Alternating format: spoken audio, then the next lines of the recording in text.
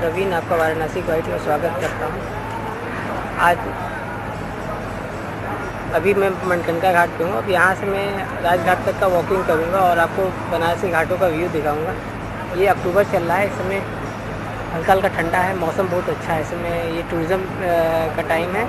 Basically अक्टूबर से फरवरी तक best time होता है वाराणसी में। आप अक्टूबर से फरवरी तक घूम सके, क्योंकि हल्का बहुत हल्का ठंड आता है अक्टूबर की शुरुआत में। और आप इजीली घाटों पे वॉक कर सकते हैं। मीन्स घाट एक दूसरे से कनेक्ट रहते हैं कंपेयर टू आप जून जुलाई अगस्त में आते हैं तो उसमें बाढ़ आता है, तो पानी घाटों को ढक लेता है, सीढ़ियाँ ढक जाते हैं, तो आप घाट पे वॉक नहीं कर सकते क्योंकि पूरा चीज़ पानी के अंदर में रहता है। और जहाँ तक मार्च अप्रैल मई की बात है, उसमें बहुत गर्म रहता है, तो बहुत इजी नहीं होता है कि वॉक करें घाट पे, क्योंकि बहुत ही गर्म होता है समय। अराउंड 40 के आसपास टेम्परेचर आता है, 40 डिग्री सेल्सियस के। अक्टूबर से फरवरी बहुत सारे त्यौहार रहते हैं। आप अक्टूबर में दिवाली, दशहरा आपका, यहाँ तक कि डाला छठ भी रहता है, तो आप बहुत इजीली वॉक कर सकते हैं, एंजॉय कर सकते हैं फेस्टिवल्स को। बट इस साल तो टूरिज़्म है नहीं, क्योंकि इस साल आपका कोरोना के कारण पूरे बनारस में टूरिज़्म नाम मात्र का भी नहीं है, एकदम खाली है, होटल्स खाली है और बहुत शांत है इस समय। तो इस समय एंजॉय करते हैं बनारसी घाटों में शांत से जगहों पे। और अक्टूबर चालू हो गया है और ठंडा स्टार्ट हो गया है, तो काफ़ी साइबेरियंस बर्ड्स भी आने स्टार्ट हो गए हैं। तो आपको वो भी दिखाता है, काफ़ी ज़्यादा साइबेरियन बर्ड्स आ चुके हैं, तो लोग उन साइबेरियन बर्ड्स को देखने के लिए आते हैं इस समय। लोकल लोग, बाहर के भी लोग आते हैं, पर उनको दाना वाना खिलाते हैं घाट नाव से, जो काफ़ी अच्छा मोमेंट होता है। तो आप भी आइए और देखिए, वॉक कीजिए, एंजॉय कीजिए। बनारस जैसा शहर कहीं और नहीं मिलेगा आपको। बनारस रसों से भरा शहर है। तो अभी मैं इस समय मनकनका घाट पे हूँ, जहाँ ऐसी मान्यता है कि जिसका भी दाह संस्कार यहाँ पे होगा उसको मोक्ष की प्राप्ति होगी। तो यहाँ से हम लोग स्टार्ट करेंगे आज वॉक, और ट्राई करेंगे कि आज राजघाट तक वॉक करें।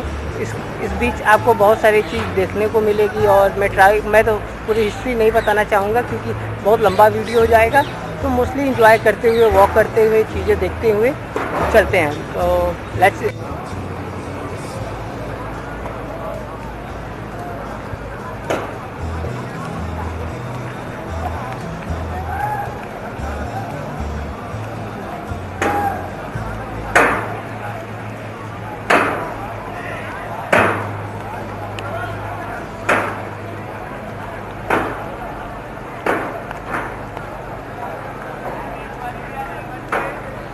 तो ये आप देख सकते हैं, मैं इसमें मनकनका घाट पे हूँ, तो कितने सारे दाह संस्कार एक साथ हो रहे हैं। तो ऐसा मान्यता है जिसका भी यहाँ अंतिम संस्कार होता है उसे मोक्ष की प्राप्ति होती है। इसे शमशान ही नहीं, महाशमशान भी कहा जाता है। अब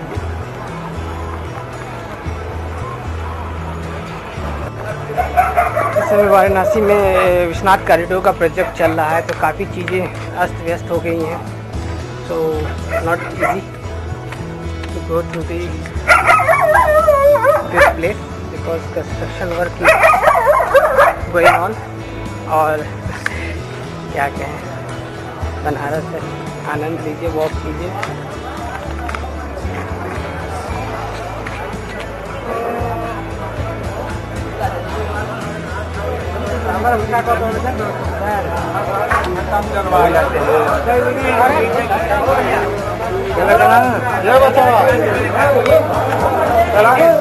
अपन कहते हैं तो मालिक क्या बोला, हम जब आवाज तू आगे गया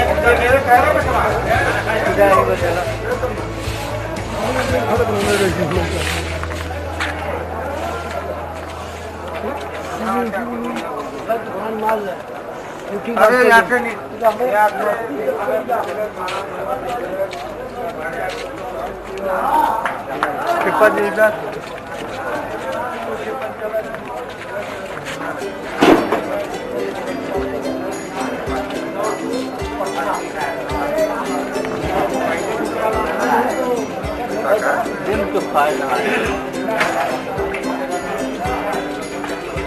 तो यहाँ पे जो दाह संस्कार करने आए हैं उनके परिवार वाले सदस्य हैं। तो दाह संस्कार हो जाने के बाद ये इन घाटों पे आते हैं और स्नान करते हैं। काफ़ी भीड़ है, आप देख सकते हैं।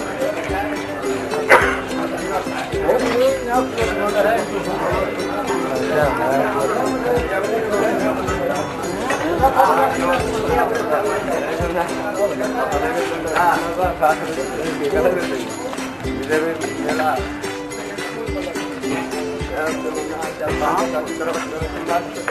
मणिकर्णिका कुंड है, यहाँ से ही यहाँ पे पंचकोश यात्रा करते समय लोग नहाते हैं।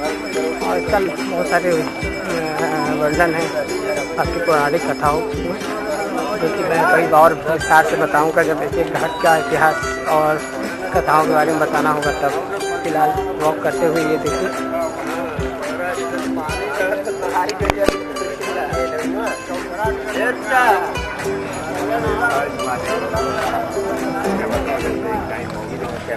मैं मणिकर्णिका घाट क्रॉस कर चुका हूँ। मैं सिंधिया घाट आने वाला हूँ और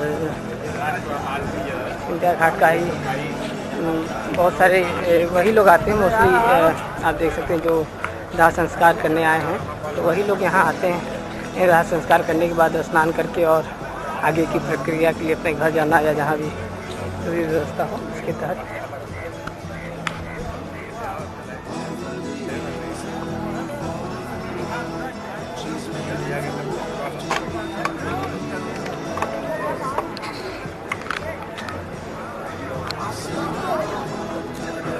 यह बनारस की बड़ी फेमस कथा है, राण साढ़ सीढ़ी सन्यासी ऐसे बचे तो सेवत काशी। देख लो भैया, यह सेवत है सब काशी में और अपना ही आनंद है।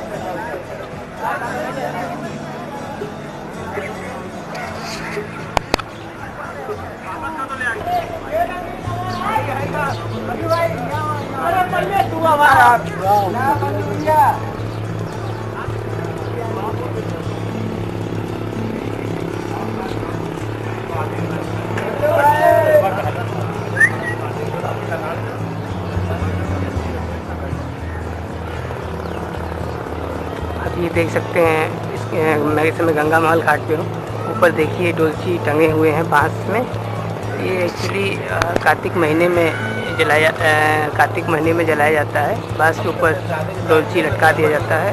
इससे ऐसा मान्यता है कि अपने पूर्वजों को दिया दिखाना, या ये भी मान्यता है कि जो शहीद हुए कारगिल में 1999 के कारगिल शहीदों को श्रद्धांजलि दी जाती है दिया जला के। और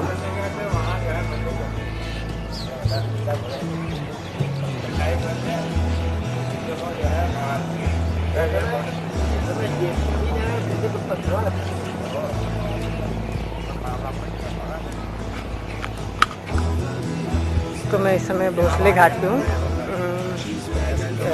यहाँ पे इस महल में एक बहुत सुंदर सा भगवान विष्णु का मंदिर है, कि बहुत ही सुंदर है। और इस महल के ऊपर से जो व्यू होता है बनारस के घाटों का, वो रियली बहुत ही सुंदर होता है। मैं फ्यूचर में मौका मिलेगा तो मैं आपको इस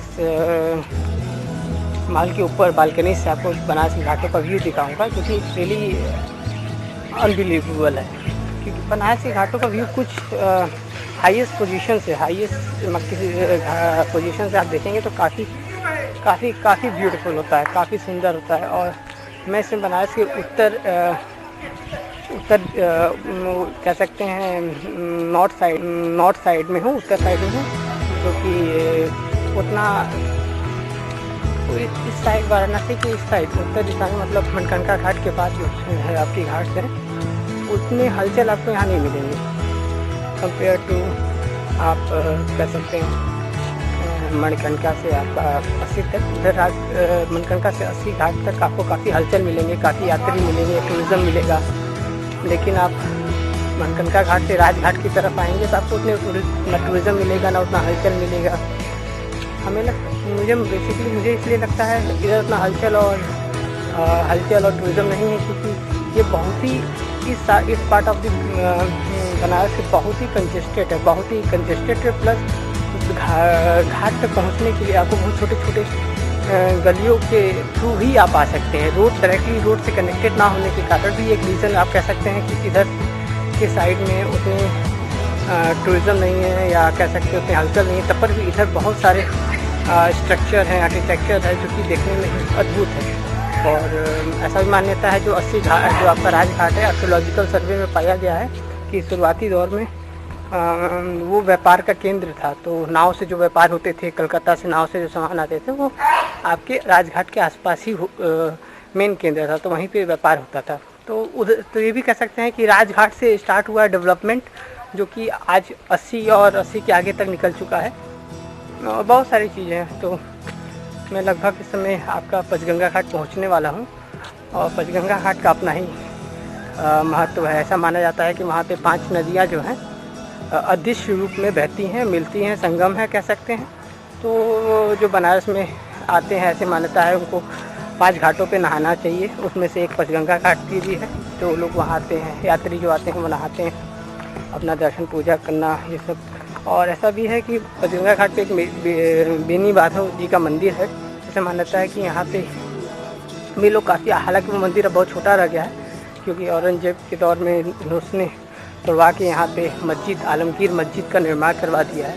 तो वो सब बातें आगे कभी फिर मैं करता रहूँगा, लेकिन इसमें आप देखिए क्या घाट का व्यू है, अनबिलीवेबल व्यू है। छोटे छोटे बास्केट में, डोलची में देख सकते हैं दिए ये लटकाए जाते हैं, शाम को उसका व्यू अनबिलीवेबल होता है। आप देखते रहिए, एंजॉय कीजिए।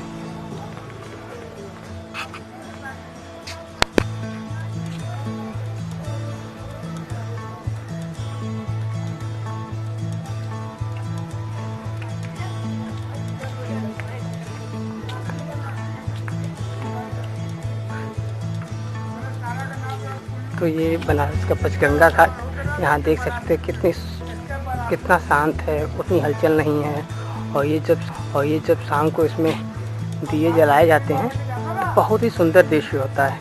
आप देख के मग्नमुक्त हो जाएंगे, ऐसे कह सकते हैं।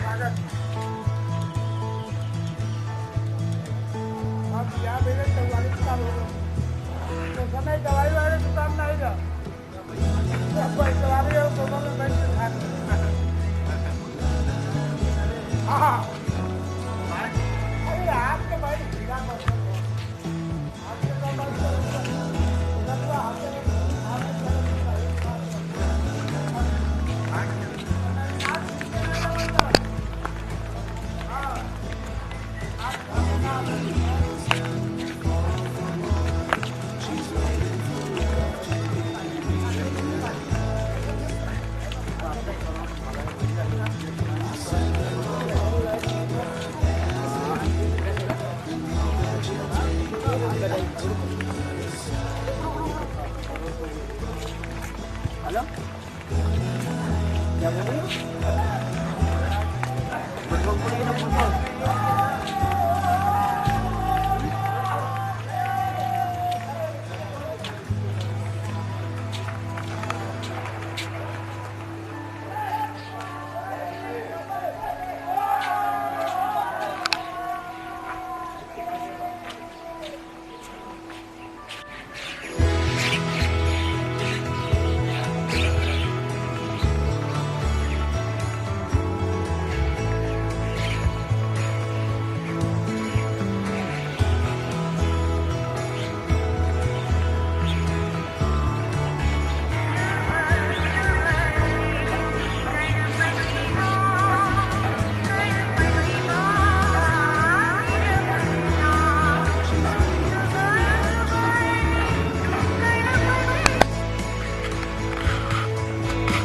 पंचगंगा घाट में, पंचगंगा घाट जब आगे निकलते हैं घूमते हुए टाइम तो मुझे लगता है कम से कम 1.5 घंटा लग जाएगा आपका राजघाट पहुँचते, क्योंकि केवल वॉकिंग नहीं करना है, मुझे एंजॉय करना है। तो उसमें जॉब करिए पूरे को। और कभी कभी ऐसा आप क्या होता है ना, कभी कभी आप इतने चीज़ों को लेकर टेंशन हो जाते हैं, डिप्रेशन में हो जाते हैं, तो ऐसे बेहतर होता है कि आप नए जगह पे जाइए, थोड़ा वॉक कीजिए। इससे क्या होता है, आपका माइंड भी रिफ्रेश होता है, और थोड़ा सा आप चीज़ों बहुत सारे आप टेंशनों से बाहर भी आ सकते हैं। तो बेटर रहता है आप ट्राई कीजिए, कुछ नए जगह पे जाइए, वॉक कीजिए, और नई चीज़ों को एक्सपीरियंस कीजिए, जैसा मैं एक्सपीरियंस कर सकता हूँ। एक्चुअली मैं मोस्ट ऑफ द मैं घाट के किनारे ही रहता हूँ, तो मैं घाट पे आने में मुझे टाइम ज़्यादा नहीं लगता है। लेकिन क्या होता है कि एक ही जगह बार बार आने से कभी कभी आप थोड़ा सा बोर होने लगेंगे। लेकिन जब आप कुछ नए जगह जाएंगे, जैसे मणिकर्णिका घाट के बाद 80 तक इधर बहुत रेयर आना होता है, तो कभी कभी मैं इधर जब आता हूँ तो काफ़ी रिलैक्स फील करता हूँ। जैसा कि मैंने बताया तो आपको कि इधर उतना ज़्यादा आपका रश नहीं है, कह सकते हैं। उतने लोग आपको नहीं मिलेंगे कंपेयर टू उधर, और आप आराम से वॉक कीजिए, रिलैक्स कीजिए, वॉक करते हुए बैठ सकते हैं। चीज़ों को बहुत आप शांत फील करेंगे, बहुत रिलैक्स फील करेंगे। और इधर मुझे कोई ज़्यादा जानता भी नहीं है, तो ये मेरा फर्स्ट ब्लॉग है, तो ये कह सकते हैं कोई ज़्यादा लोग जानते नहीं, तो इसलिए मुझे उतना शर्म नहीं आएगा। कंपेयर क्या होता है, जब कोई नई चीज़ आप शुरुआत में कीजिए तो थोड़ा सा हेसिटेट होते हैं लोग और थोड़ा शर्माना होता है, लेकिन धीरे धीरे चीज़ों को लोग हैबिचुअल हो जाते हैं। तो जैसे जैसे मैं धीरे धीरे हैबिचुअल हो जाऊंगा तो क्या कहना।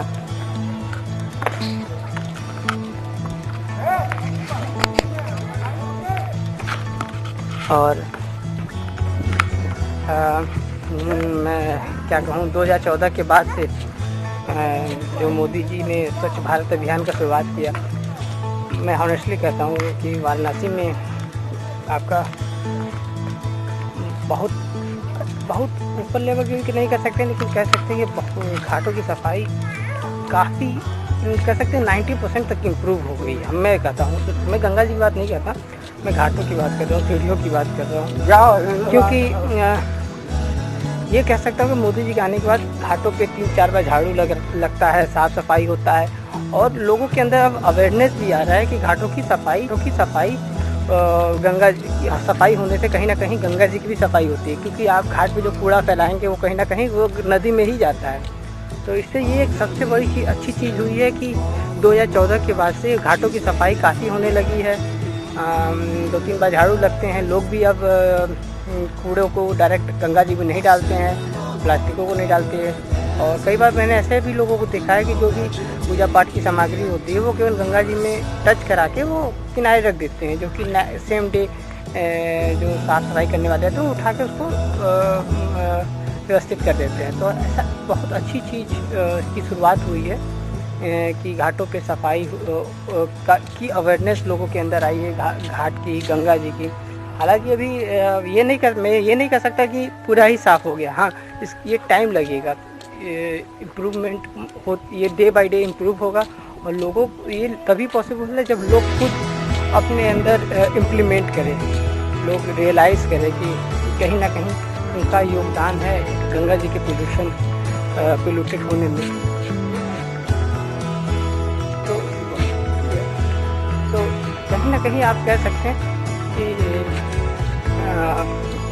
लोग जब स्वयं ही अपने अंदर बदलाव लाएंगे कहीं ना कहीं गंगा जी में भी पोल्यूशन का लेवल कम होगा और सफाई होगा।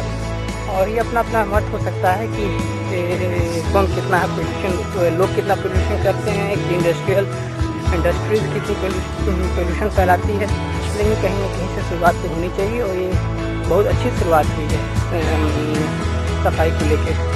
और मैं और भी लोगों से अपील करना चाहूँगा कि भाई आप जो भी पूजा पाठ की सामग्री होती है वो डायरेक्ट गंगा जी में ना फेंकें।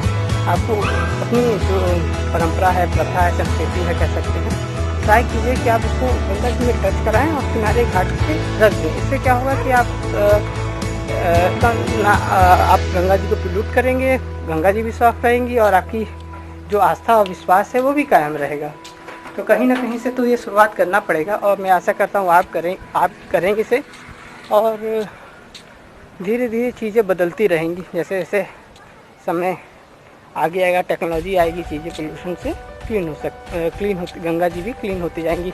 काफ़ी वर्क चल रहा है इस समय गंगा जी को क्लीन करने के लिए। बनारस में हृदय योजना के तहत जितने घाट के किनारे के आवास हैं उनकी सीवर लाइन को दूसरी तरफ डाइवर्ट किया जा रहा है, जिससे कि जो सीवर का पानी है वो डायरेक्ट गंगा जी में ना जाए। तो अभी टाइम लगेगा नो डाउट, क्योंकि भारत एक बहुत बड़ा देश है और ये जो सीवर लाइन आज का नहीं इस्टेब्लिश किया गया है या बनाया गया है।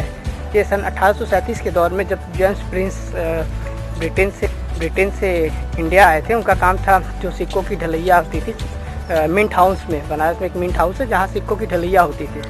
तो 1837 के दौर में वो आए थे।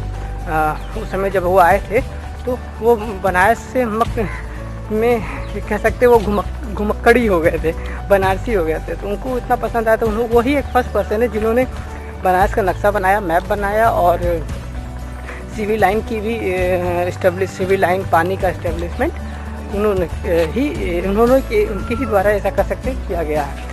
ये जो मेरी बातें हैं, मैं ये सब बात काशी के इतिहास नामक किताब है, मैं उसमें पढ़ा था। तो ये सब बात मुझे वहाँ से ही जानकारी मिली। तो कुछ ना कुछ जानकारी आपको हर जगह से मिलती रहेगी।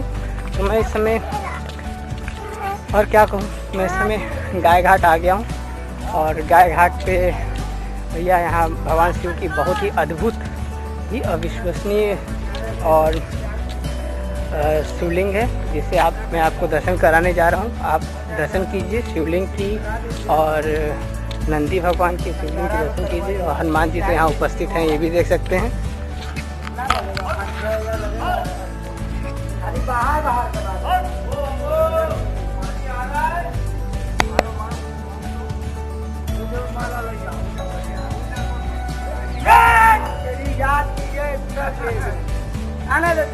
खा जाने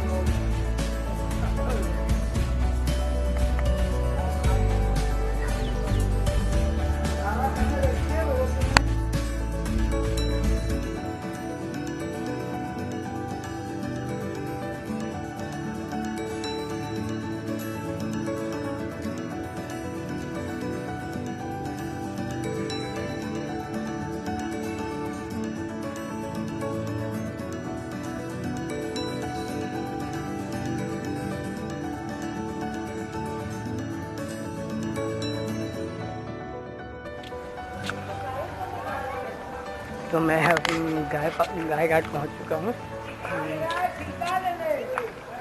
काफ़ी अच्छा है, काफ़ी साफ़ सुथरा घाट है, काफ़ी सफाई हो चुकी है और काफ़ी इम्प्रूवमेंट है घाटों की सफाई में, आप देख सकते हैं। और क्या कहना, बनारस है, रसों का शहर है, रस ही रस है, रस का अपना ही आनंद है।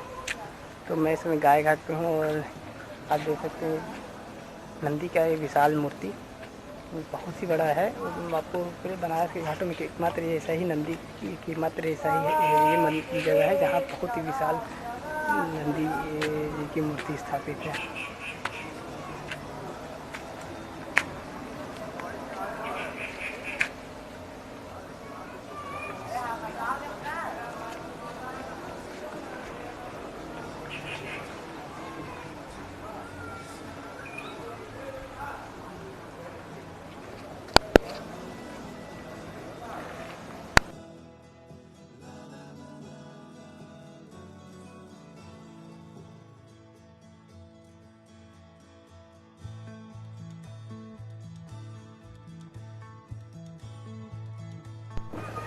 तो गाय घाट से आगे चलते हैं, तो गाय घाट से हम लोग आगे चलते हैं, सफ़र जारी रखते हैं राजघाट की तरफ।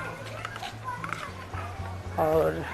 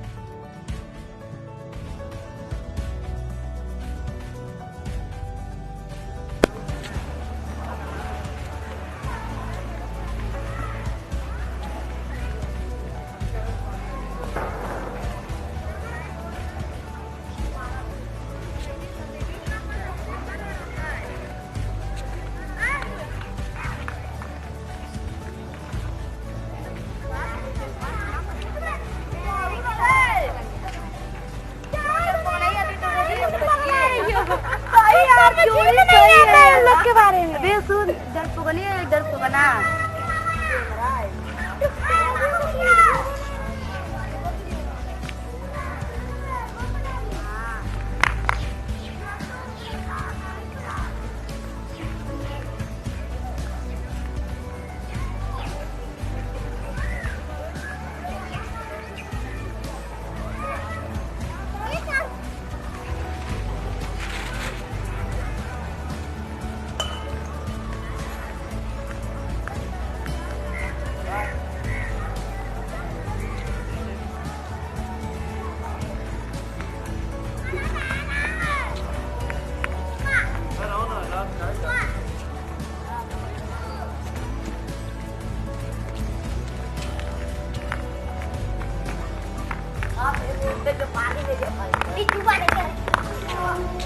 गोलाघाट।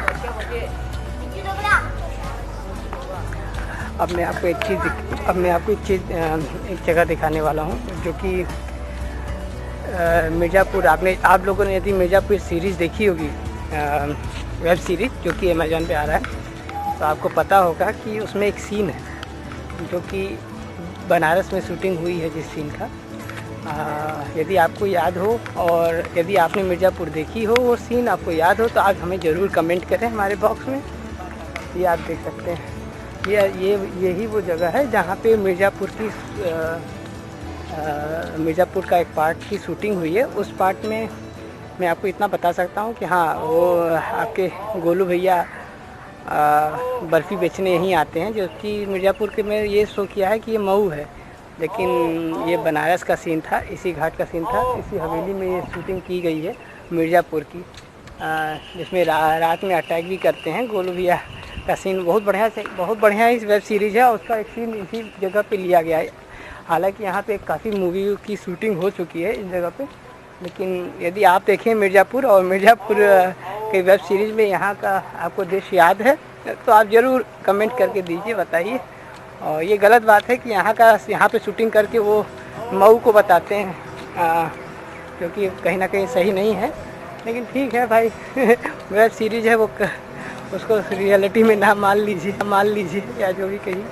और क्या कहते हैं, अब यहाँ से ज़्यादा दूर नहीं है और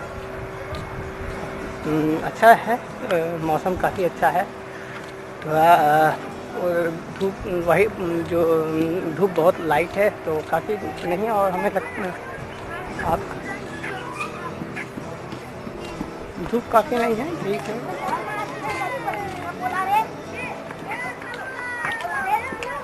और मैं आपको बता दूं, यहाँ पे काफ़ी महिलाएं, जिसे हम लोग छैटी, डोलची या दलिया कहते हैं, ये लोग यहाँ पे बिनाई करती हैं, उसको बनाती हैं। तो कह सकते हैं आर्टिशन का काम यहाँ पे होता है। और इस समय कोरोना काल के दौर में लोग कोरोना काल के दौर में ये कह सकते हैं कि बच्चे काफ़ी फ्री हैं।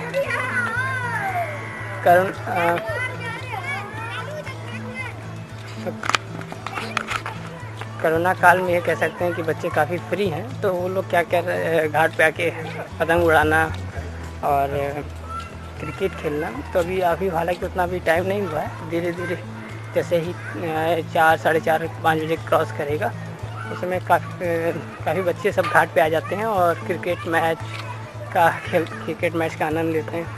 तो ये है कि बनारस में पक्के घाटों के निर्माण हो जाने से काफ़ी चीज़ें व्यवस्थित हो जाती हैं। जैसे बाढ़ का असर नहीं होता है, पानी का उतना असर होता नहीं है, बच्चे भी आराम से खेल सकते हैं। और भाई अपना ही इतिहास है और गंगा जी हैं, तो क्या कहने हैं। लोग लाखों यात्री हर वर्ष आते हैं, लेकिन इस साल कोरोना के कारण काफ़ी टूरिज़्म इंडस्ट्री बहुत बुरी दौर से गुजर रही है। हम आशा करते हैं कि आप सपोर्ट करेंगे इस दौर में भी, थोड़ा सा प्रिकॉशन रखेंगे तो चीज़ें नॉर्मलाइज हो जाएंगी। थोड़ा टाइम लगेगा। मास्क पहनिए। मैं इसलिए मास्क नहीं पहना हूँ, ये मत कहिएगा कि आप मास्क नहीं पहने हैं। मैं इसलिए मास्क नहीं पहना हूँ कि मैं अलोन वॉक कर रहा हूँ, मैं किसी के आसपास नहीं हूँ या मैं एक समूह में नहीं हूँ, तो ठीक चलता है। लेकिन आप बाई मार्केट में हैं, काफ़ी भीड़ है, तो उन जगहों पे आप मास्क पहनिए। वो ना केवल आपके लिए, ना आपके परिवार के लिए भी अच्छा होगा। सिक्योरिटी वायरस से कह सकते हैं वो प्राइम चीज़ है जो आपको प्रोटेक्ट करता है। और बाकी आप तो खुद ही ज्ञानी हैं। अगर आप बनारसी हैं तो भाई क्या कहने, बनारस में गुरुओं की कमी नहीं, एक से एक बनारसी गुरु हैं। और क्या कहने, तो मैं लगभग राजघाट के आसपास पहुंचने वाला हूं। मैं आपको दिखा रहा हूं। देखिए, आप देख सकते हैं इतनी ज़्यादा दूर नहीं हूँ। ये राजघाट का पुल है, जिसे मालवी पुल भी कहते हैं। तो ये लगभग 100 साल पुराना पुल है। तो ये 100 साल पुराना पुल है। तो ग्राउंड लेवल से ट्रेन पास होती है। तो ये भी कह सकते हैं ये मेन लाइन है जो कलकत्ता को कनेक्ट करती है, ये कह सकते हैं। तो काफ़ी व्यस्त ये लाइन है और ऊपर से बस और व्हीकल आते जाते रहते हैं। तो अपना ही अलग एनवायरनमेंट है, रिलैक्स है। धीरे धीरे मैं राजघाट की तरफ पहुंच रहा हूं और ब्लॉगिंग को कंप्लीट करने की और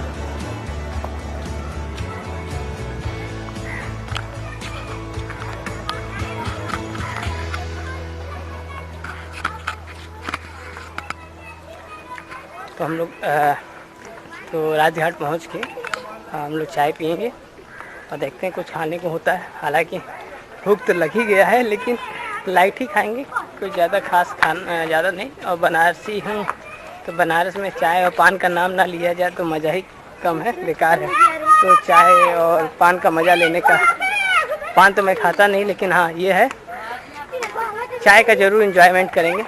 और बनारसी होने के नाते एक चीज़ बता दूँ आपको, कहा जाता है कि बनारसी देख के सुन के कहिए, जैसे भी कहिए वो तुरंत बता देता है कि कौन सी दुकान पे आपको चाय कैसी रहेगी, दूर से ही देख के बता देते हैं। हाँ वो, क्योंकि हम लोग इतना चाय पीते हैं। क्योंकि मेरे कुछ दोस्त हैं जो मुझे नशेड़ी कहते हैं कह सकते हैं, उतना भी चाय नहीं पीता। हाँ लेकिन यह है कि दिन भर में आप कह सकते हैं 7-8 चाय हो ही जाता है, घर पे नहीं तो बाहर नहीं तो घर पर। हम हैं तो चाय है और चाय है तो हम हैं।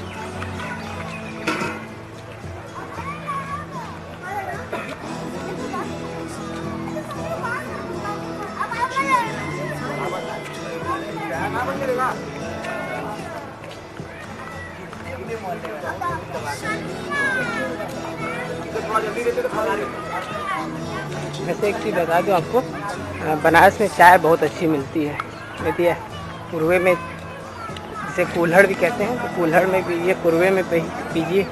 और कई जगह तो अब जैसे कि हालांकि अभी कार्तिक स्टार्ट हो गया है, तो इस मंथ में लोग काफ़ी लोग तुलसी यूज़ नहीं करते हैं, क्योंकि इस मंथ में तुलसी जी की पूजा होती है। लेकिन अदर टाइम और अलग महीनों में लोग चाय में तुलसी डालते हैं। और मसाले वाली चाय तो बनारस की अलग ही बात है, कुल्हड़ वाली चाय बनारस, और ये तंदूर वाली चाय। तो भाई वैराइटीज़ ऑफ चाय आप बनारस में आपको मिलेगा। और धीरे धीरे आप देखिए, मैं रानी घाट पहुंच रहा हूं, तो मैं आपको रानी घाट का छोटा सा महल का दृश्य दिखाता हूं। ये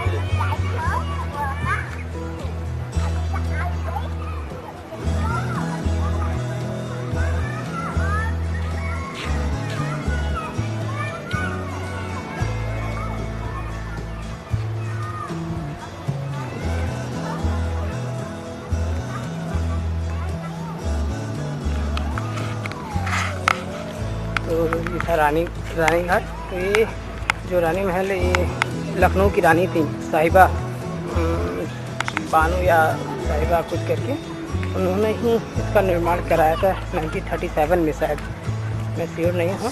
उसी दौर में इसका निर्माण उन्होंने करवाया था, तो तब से ये है। और क्या कहते हैं, हालांकि उतना यहाँ पे रहते हैं पंडित जी लोग रहते हैं, बाकी जो भी हो।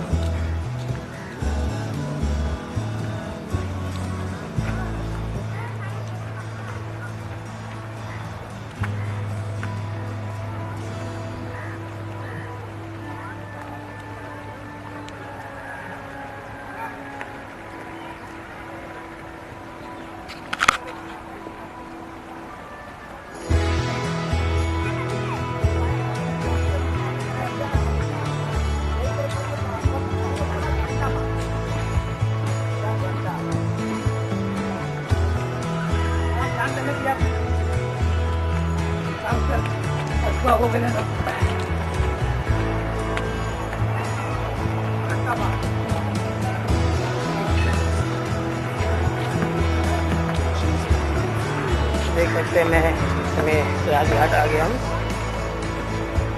और राजघाट पे आके यहाँ कहीं चाय पीते हैं और टाइम स्पेंड करते हैं, बैठते हैं। बाकी आपको तो हमारे ब्लॉग में और इंस्टाग्राम में पता चल ही जाएगा।